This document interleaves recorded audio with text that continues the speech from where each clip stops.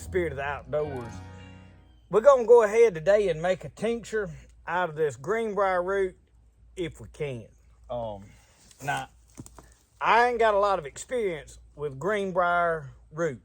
The tips, I have eaten a bunch of them over the years. When I discovered that the root was medicinal and all the medicinal properties, and if you want to know all that, you go back and look in my previous videos.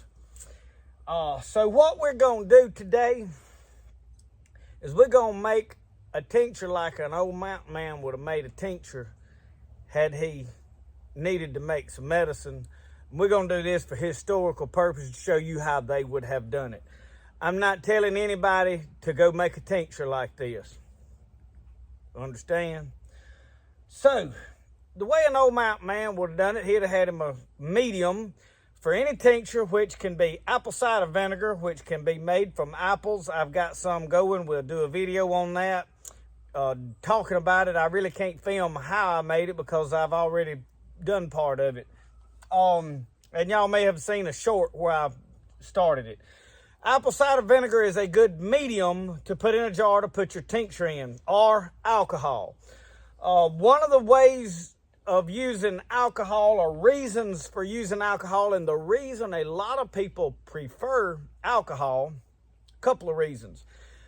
Alcohol will last in a tincture form, medicinal plant, 3 to 4 years, sealed up, out of the light. Where apple cider vinegar, you get about a year out of. The next thing is a plant has water-soluble qualities and alcohol-soluble qualities. Alcohol, if you use a lower grade alcohol, not like 200 proof moonshine that'll burn and Everclear and such as this, it's about 50-50 water alcohol. That is why it is preferable over a high-octane moonshine or Everclear or such as that stuff. So, making a tincture, you use whichever you want. The next thing, the reason you have to use apple cider vinegar or alcohol is it has to be shelf-stable at room temperature and not need refrigeration. Thus, you would just make a tea out of it. I prefer teas. They're a lot easier to make for most things. However, when you're working with a root, you need a tincture form to extract all that. It's a little more work into it.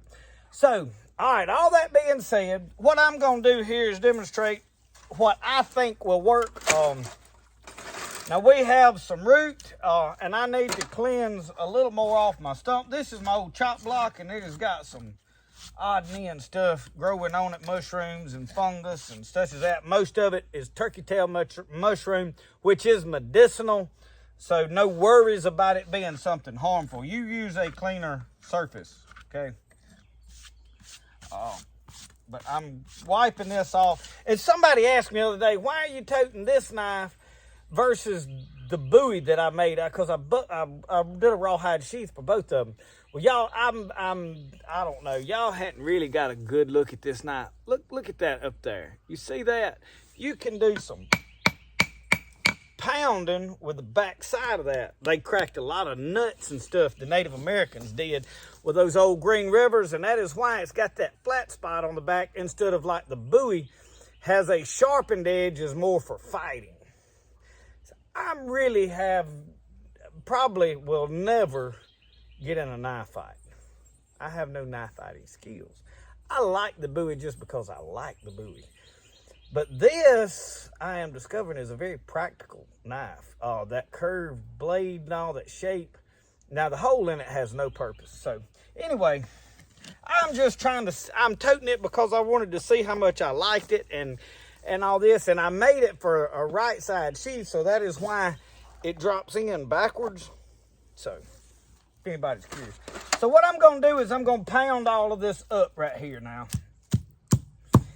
Just to... And I don't know that I'm going to crunch it all up like I want it.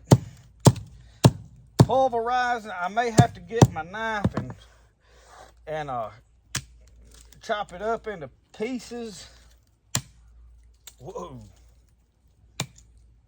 You see it flying, that ain't going to work. All right.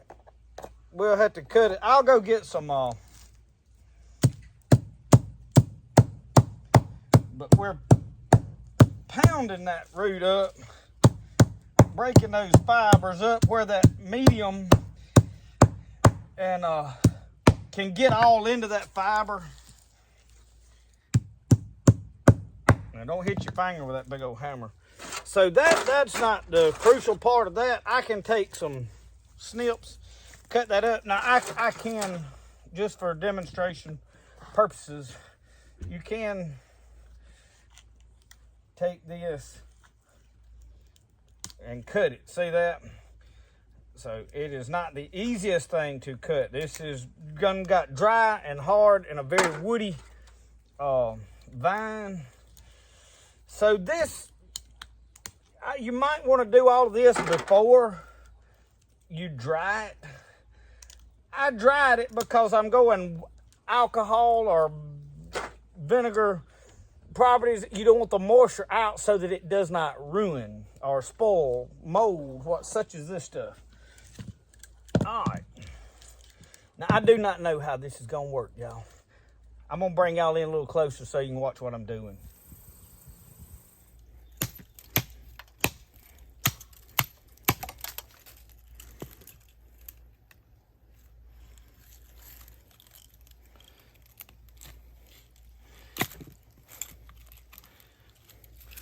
Okay, I'm going to get some of this dirt off out of the way.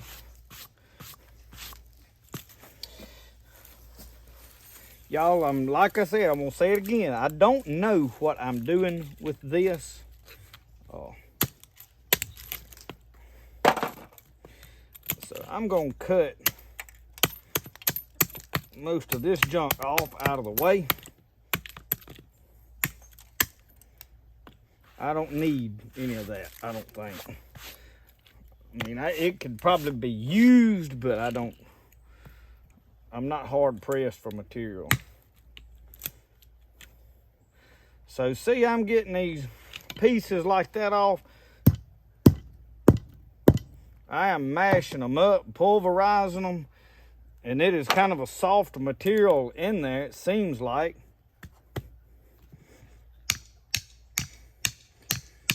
Now, y'all, I have frowned a lot on batoning a knife. Now, in a situation like this, but now I have a knife that is very much capable of doing this. Oh, that went blind. Okay, so y'all look, we're getting some very, I don't know what that camera, I've got it turned around where I can't see, so I'm going to slice this up like this, I think. A tomahawk would probably be the more practical thing to use, y'all.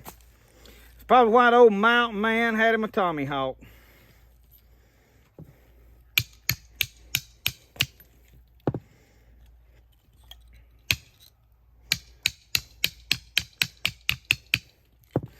But I don't want to chop, because if you just come down and chop, I could do that with my knife, that'll go flying way off out yonder somewhere, and then you'll be hunting it. See how I'm cutting thin slices. Has a unique smell to it, I will say too, y'all.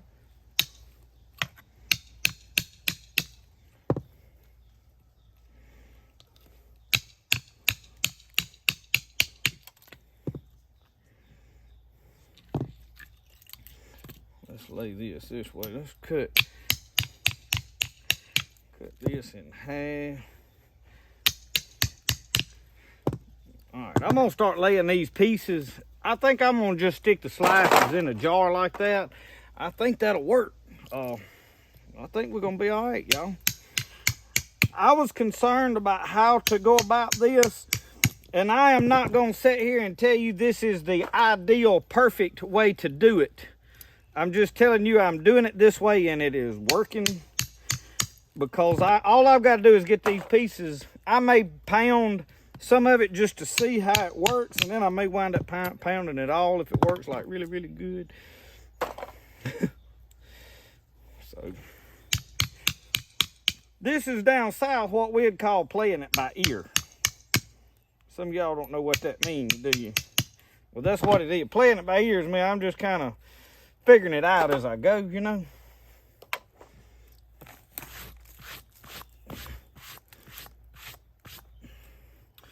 But y'all see them stickers and thorns on there? There's several ways to know that you got the right thing. And you could beat on this with a wooden mallet. This is my knife, and I made it, and I know what it'll take. So don't beat on your little flimsy knife with a hammer. You'll be trying to figure out how to run that warranty system on it. But you'll find out what that knife maker thinks of his knife when you tell him you beat on the back of it with a blacksmith's hammer and it broke. And that steel he used wasn't what he said it was. And then you and him are going to argue about it. And most likely it's not going to work out in your favor.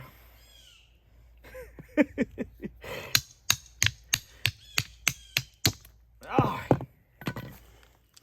Okay, let's pound let me turn that around in case something slips. That edge ain't towards me.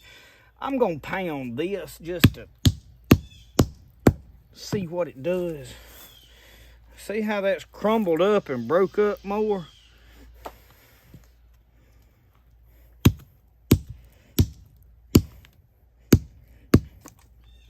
Whoa now. So anyway, it's broken up pretty good.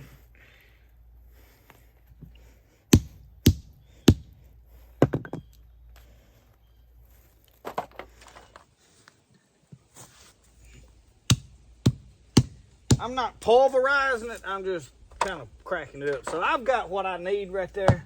Old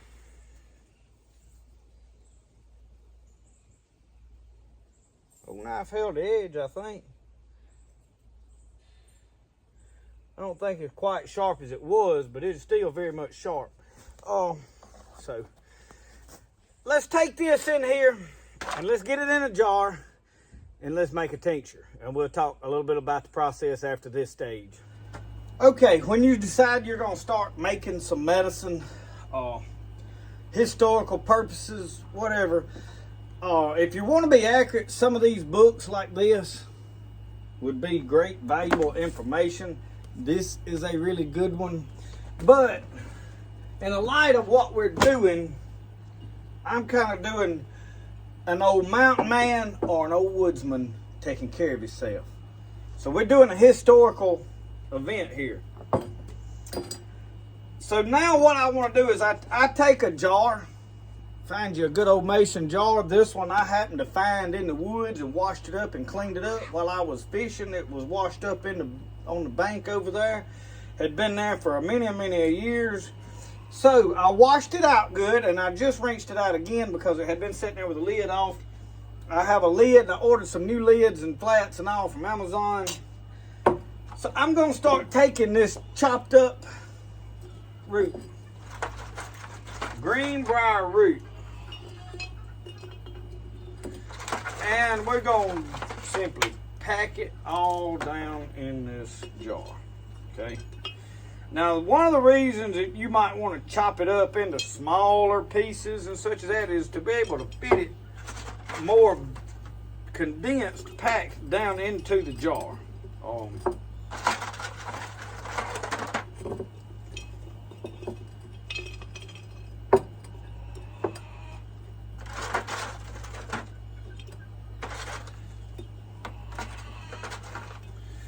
And y'all, how much you use, a lot of people want to start talking about recipes. Well, I'm going to be honest with you, the Native Americans and the mountain men and whoever would have been making this back in the day probably wouldn't have been trying to go by a specific recipe. Here's what you're trying to do. You're trying to absorb as much medicinal property out of a solid material into a liquid material where you can consume it. Dosage and such as this, all of these things, I hear a lot of people say, well, how much of this or that do you take? I'm not a doctor. I'm not prescribing you how much you need to take or something. I have no idea, okay? But most plants, there's very few natural plants, unless some chemical has been added, are you going to really overdose from? I said most. they poison like pokeberry, yes.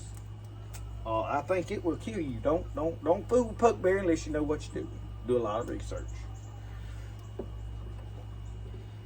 But how much you need of something is something you have to kind of experiment with and find out. I mean, there's like pain medicine. You take how bad are you hurting, you know?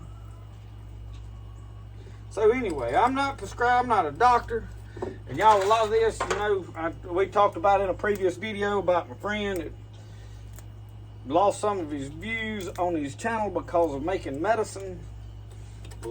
Wound up taking a lot of his videos down because of it. And I'm not going to mention his name in this video just because I don't want to stir up no stuff in a medicine making video.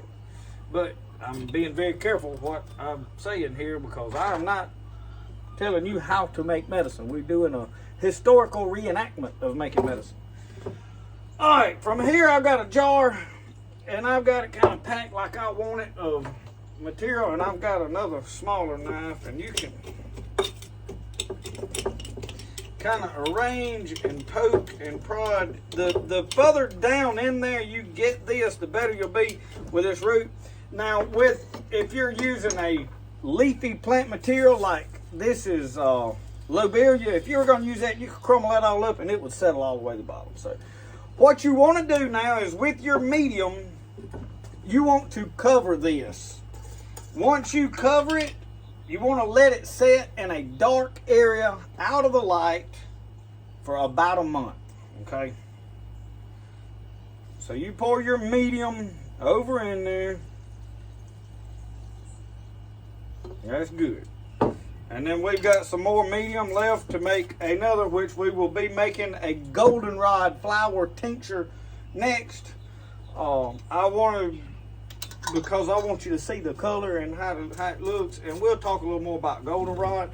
So, come through every couple of days and shake this. I'm going to take it inside, and I'm going to put it, probably wrap it up in a rag, because, you know, an old mountain man, he'd have had an old dark corner in the back of his cabin. I got lights and modern technology all in there, so, okay, so, since I'm being really somewhat funny about this, you know, historical reenactment thing, y'all, I think most of you get it. But anyway, we got in the light of doing things a mountain man style, which we will probably be doing that and Native American historical stuff from here on, especially with our medicines, Native American medicine. Look at here, we've got an old piece of a deer hide. It's a scrap where we were making a bag. Wrap that around your material here. Actually, I'm gonna wrap the first side in. No, that makes it slick.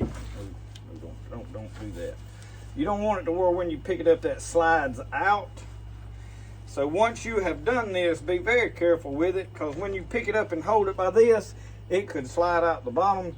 But now stick this in a dark corner, a dark cabinet, put it in a bag, just keep the sunlight away from it. Is all I'm trying to tell you to do. So we're doing it like this.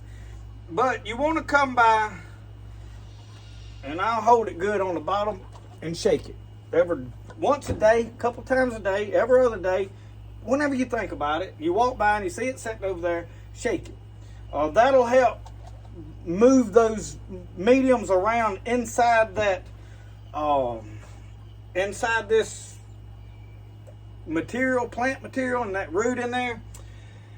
And then once you get this out, then you'll just have to kind of play with it. If you decide, hey, you're going to use this actually for medicinal purposes, you'll have to figure out how much you need to take. Probably like a spoonful. That would be a good starting point. I know some people that use some different things for medicine, and I heard them say they took a couple of drops or something under a tongue. So that's one of the things you just kind of got to figure out. Do research if you're going to use it for medicine. So anyway, thank y'all for watching Spirit of the Outdoors. Remember, the best way to do things is the way you like to do it, not the way somebody else does it. And you get on YouTube and gripe about how they do it and flag their channel and get them in trouble. and cause everybody else pain and misery and loss of knowledge. So the best way to do things is the way you like to do it. We'll see y'all. Y'all have a good one.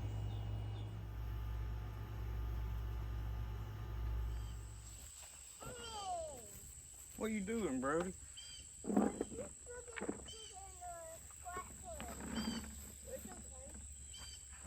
Y'all, we picking scuppernines. I think Brody's eating more than he's picking.